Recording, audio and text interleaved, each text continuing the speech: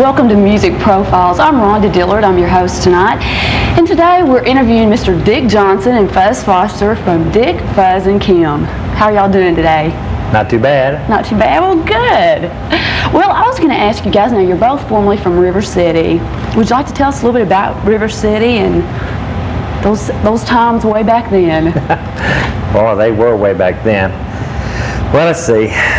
River City started here in Fayetteville.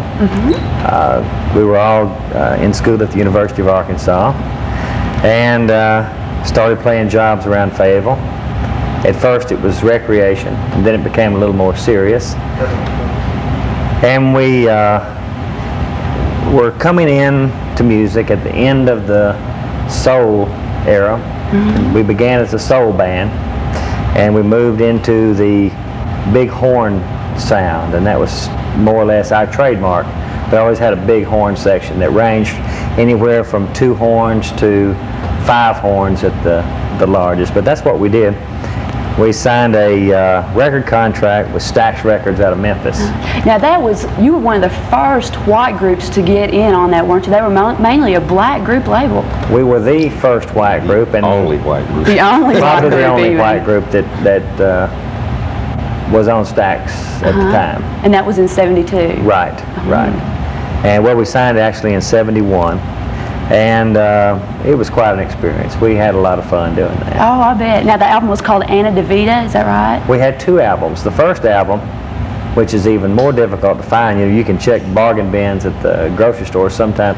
The first album was called River City Street Band, and it was a blue album, and it was done in late 1971, and then this album here, Anna DeVita, was done a year later, in 1972. Wow. Now, how many people did you have at the band at that time? Do you remember Fuzz? I think 8. 8, I think. Big band. You can count on the picture there, but I think it's 8. on this album we've got right here in my little hands. Now, you guys, you went around, you toured with a lot of different groups, a lot of headlining groups. Well, we traveled a lot. When you say so, Fuzz, we were a top line dance band and a bottom line concert band. We did a lot of lead-in stuff for a lot of people. Fuzz, who all can you think of? We fronted shows for ZZ Top and the Guess Who and Kool and the Gang and just a lot of people. Yeah. Steppenwolf. Some comedy acts. Yeah. We might have been the comedy acts. J.J. Walker.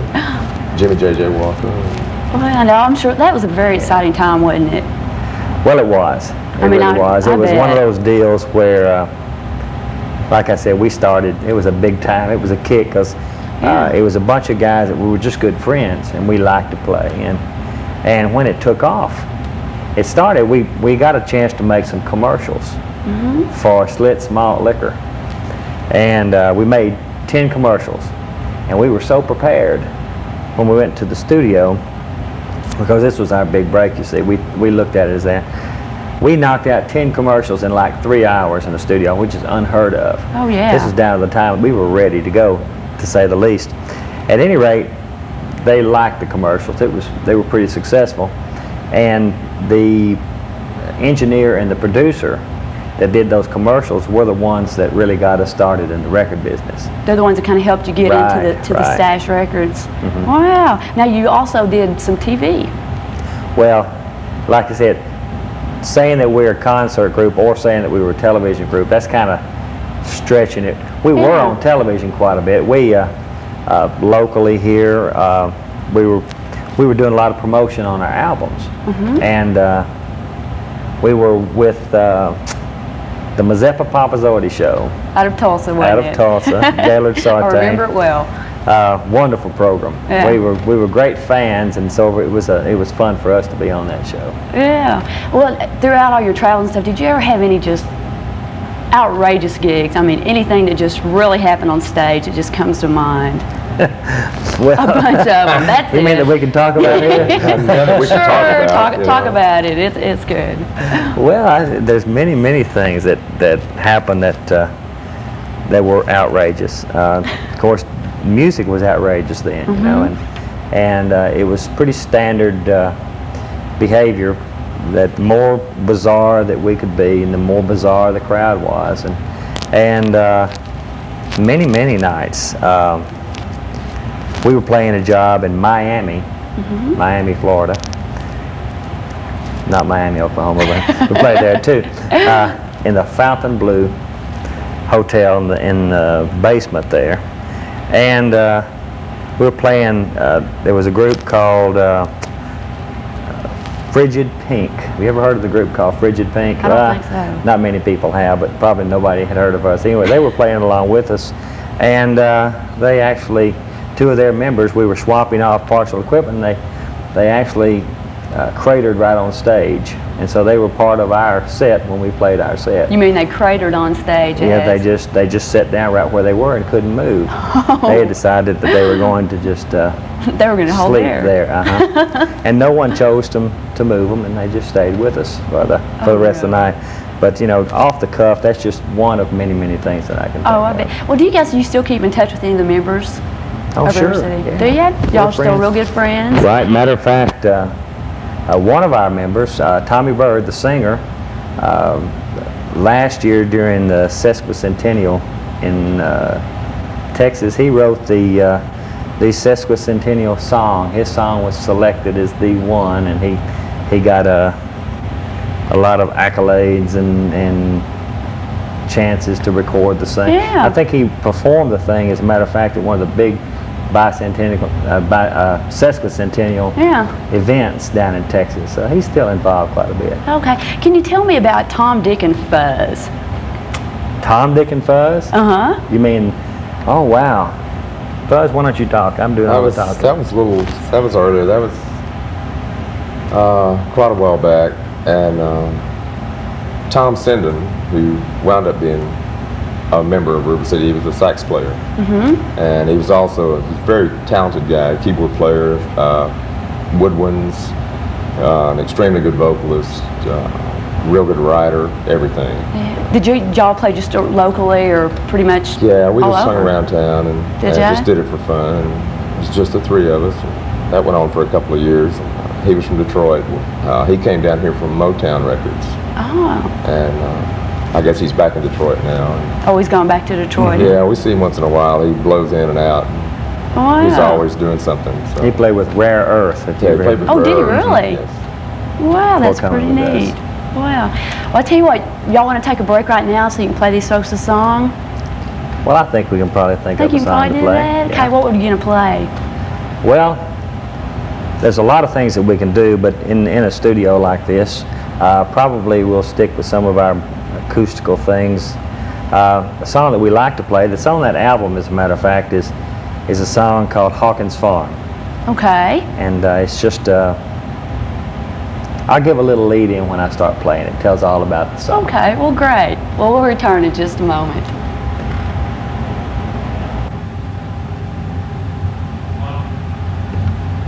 I'd like to play a genuine Fayetteville song. The song was written down here on Woolsey Avenue. It's about a day much like today if you were out. We're in July and it's hot, very hot. It was much like that in Lower Arkansas. My dad was a rural mail carrier, and he used to run his mail route every day. And in the summertime, he would come home with a back seat full of things that people had given him. Back then, people seemed to want to give a little bit more freely than they do today. I don't know, but this day, my mom had gathered up a bunch of articles from the house to take to a fire sale. And Dad rolled in. He said, "Look, let's don't take these things to the sale. Let's do something else with them." I was back in the backyard playing. Didn't really want to go along, but he made me go, and he talked to me going out there. And I didn't think much about it at the time, but that day would mean a very great deal to me in the future. About 11 years ago, on a rainy day in Fayetteville, I wrote this song about the day.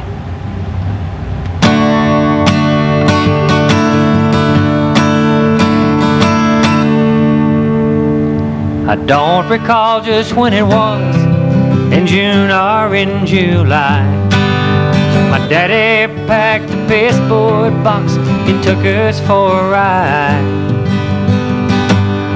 And he said, now kids, remember now, don't you laugh at what you see, 'cause giving is a blessing, and they've been good to me.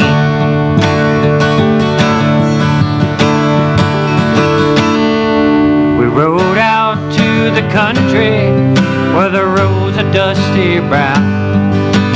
Came upon a sad old house about to tumble down. And the kids ran out to meet us, and they danced around our car. They don't see many white folks coming down this far. And I always will remember the things I saw that day. The wide-eyed joy of little children running through the hay, and the thankful smile of a frail old man as he shook my daddy's hand. Two people raised in different worlds could call each other friend. Call each other a friend.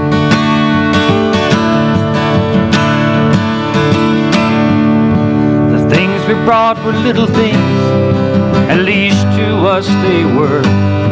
There was a cooking pan and patches quilt and a cap made out of fur. But they might as well have been golden just to see their faces shine. The picture I saw that day, well, it stayed a long, long time.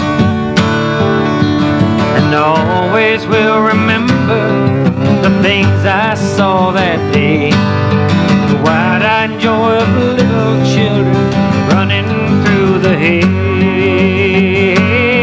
and the thankful smile of a frail old man as he shook my daddy's hand.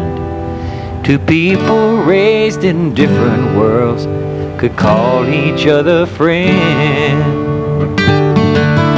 Call each other friend.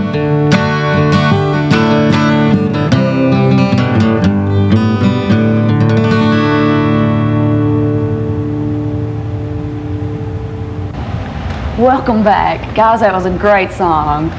Thank you. We enjoyed it. Now, Dick, I want to ask you, you're like the man about the world, aren't you?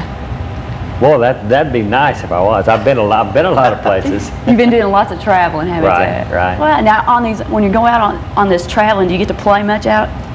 Well, I've always, as you know, you're a musician, and you always play. You never leave that at home.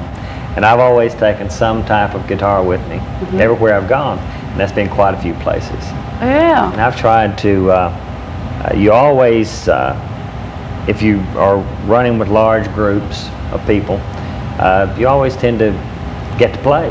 Yeah. So I have played in a lot of different places in a lot of different countries. I also hear your guitar floats. Yes, I'm here to confirm that a guitar does float. Mine was ejected into the Atlantic Ocean, just off the coast of Rio de Janeiro many years ago, and it did float. We retrieved it, and without much damage, it still plays today, as you just saw. Well, great.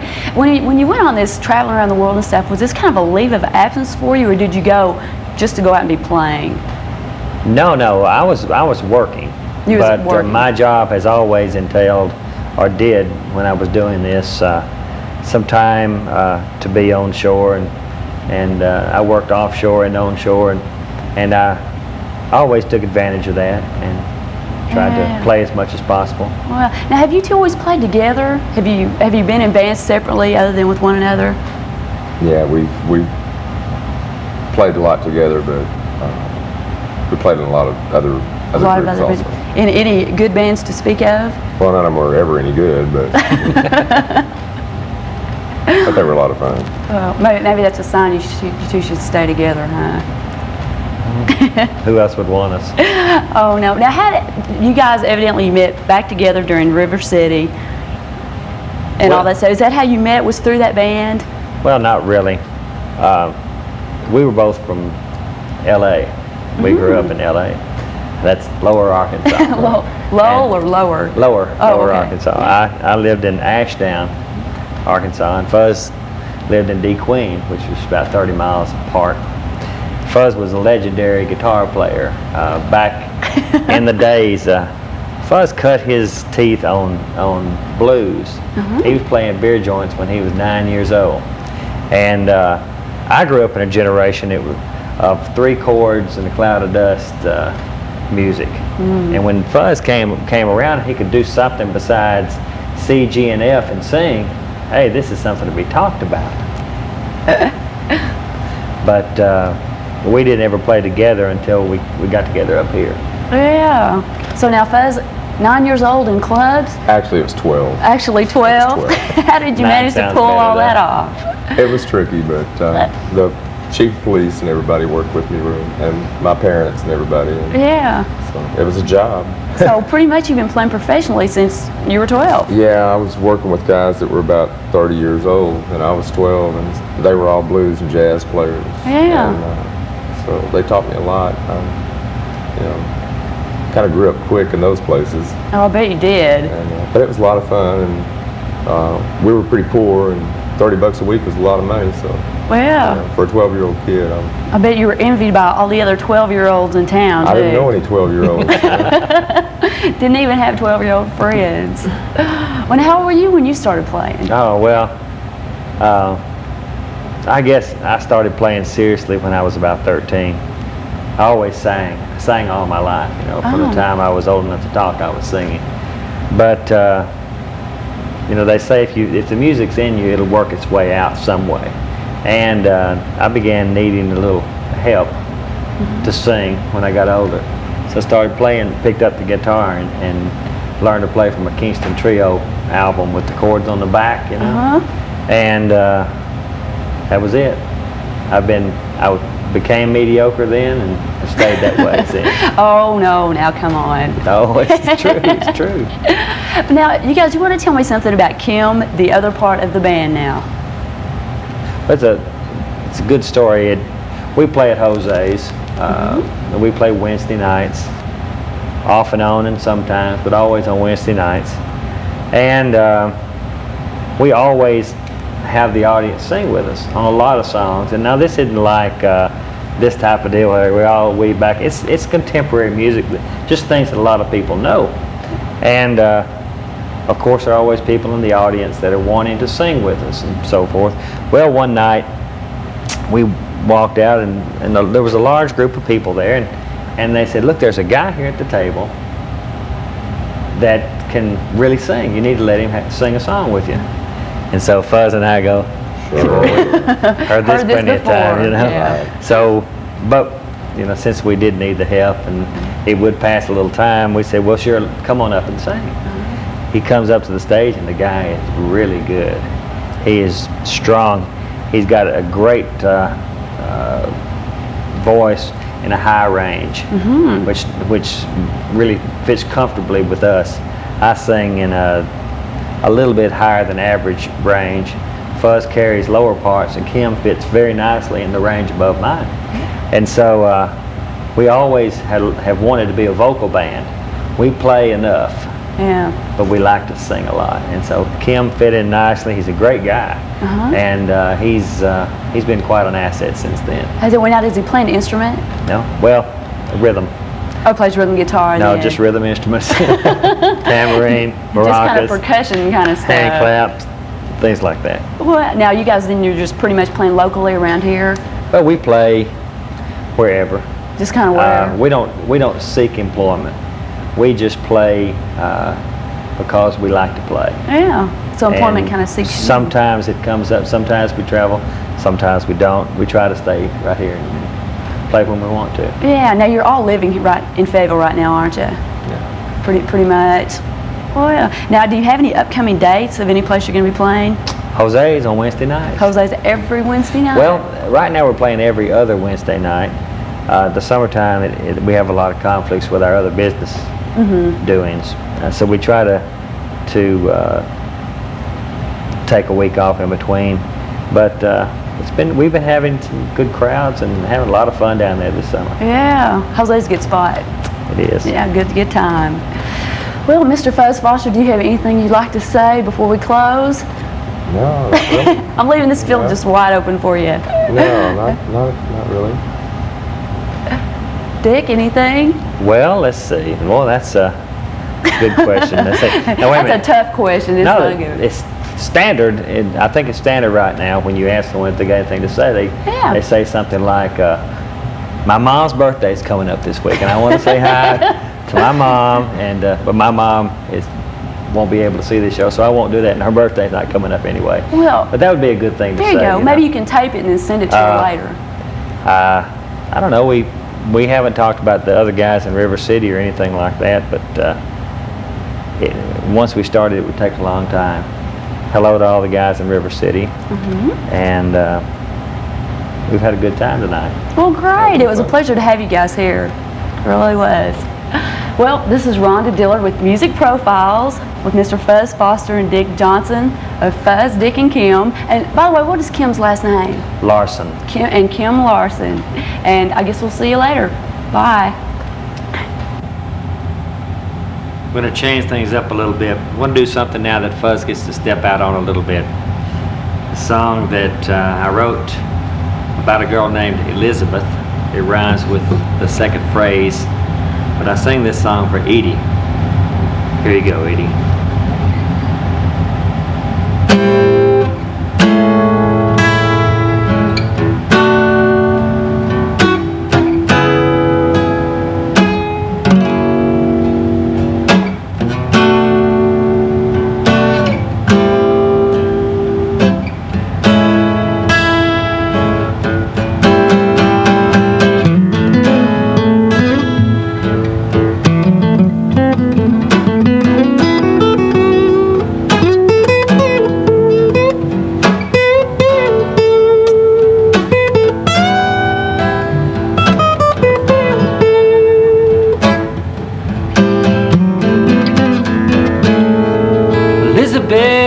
What you bet you will not remember that rainy night spent up in my room.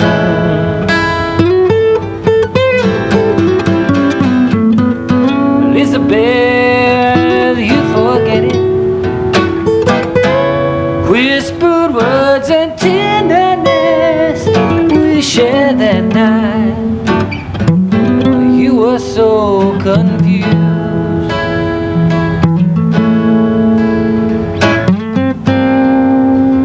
You never took me serious, I know, and I never intended you to.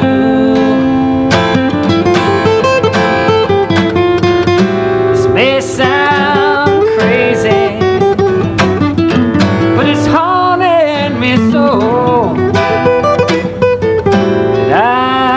told you.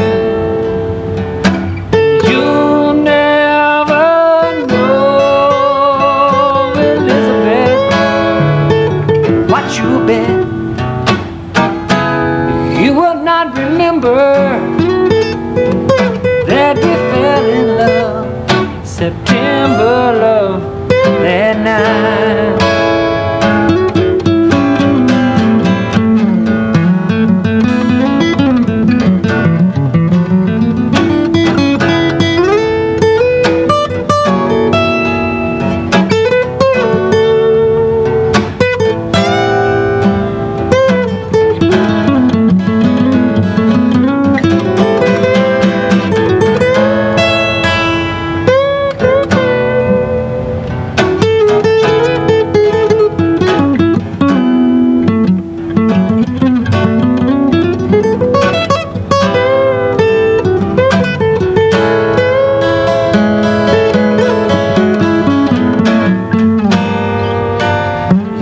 Someone to lean upon that night, to hold you, and I played the part.